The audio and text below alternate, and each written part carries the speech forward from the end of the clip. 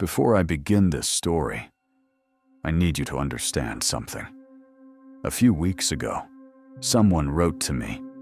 He told me that after listening to my last story about the black-green forest, he started hearing a whisper, not in the audio, not in his headphones, but behind him. He said the whisper was repeating the exact same words, with a delay of 2, maybe 3 seconds, as if something was listening along and trying to speak at the same time. At first, he thought he was imagining it, until he noticed that the shadow in the corner of his room had moved. He said it grew longer, darker, closer, each night. His last message said, "I think it's standing by my door, and it's breathing." He hasn't been seen since. Why am I telling you this? Because the story you're about to hear took place in the very same forest. And if, during this narration, you hear breathing behind you, or a whisper slightly out of sync with my voice, don't turn around. Some things don't like being noticed while they're watching you. Now let me tell you what happened inside the black-green forest. They were just 3 students, filming a documentary about haunted places, looking for views, looking for thrill. They went into the black-green forest. Only one thing ever came back: their camera. On the camera, the final clip showed them standing near a massive hole in the ground, a perfect dark circle, descending straight down. One of the students whispered, "We hear something down there, like a voice."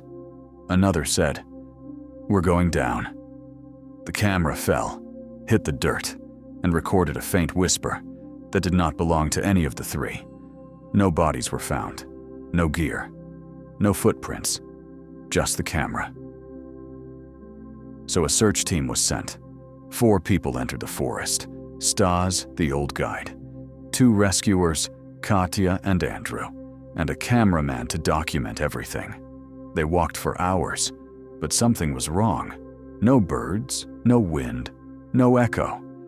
When Katya clapped her hands, the sound died instantly. Stas muttered, "Forest shouldn't do that." But they continued on, and then they saw it.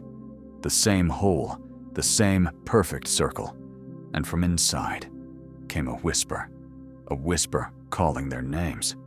They set up camp nearby, because night falls fast in that forest. The fire burned, but made no sound. No crackling, no popping, just silent flame. Katya fell asleep first. Hours passed. Then she woke up, but not normally.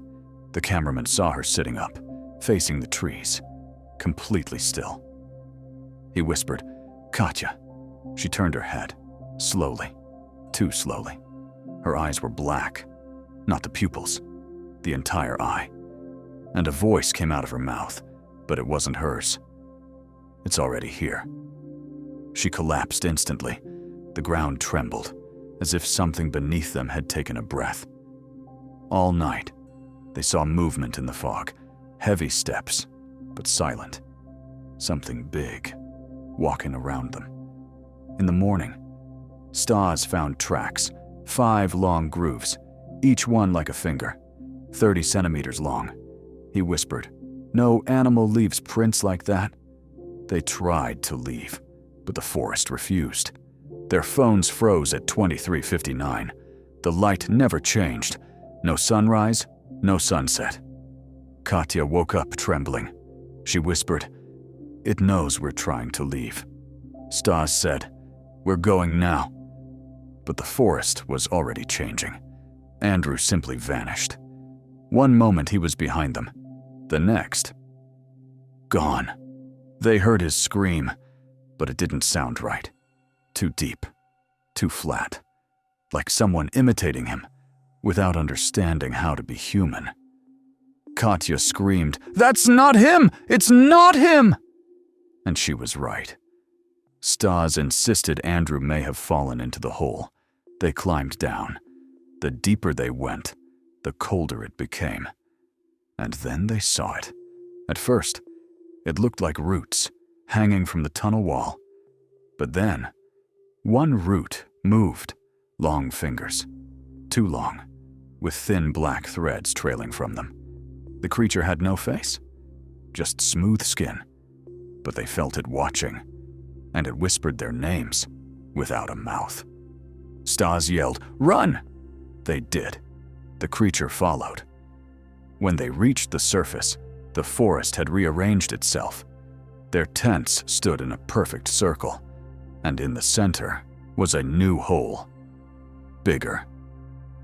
Katya cried, "The forest isn't alive. He is. He uses the forest." And then the tall shadow appeared. Finger-like limbs, stretching, reaching.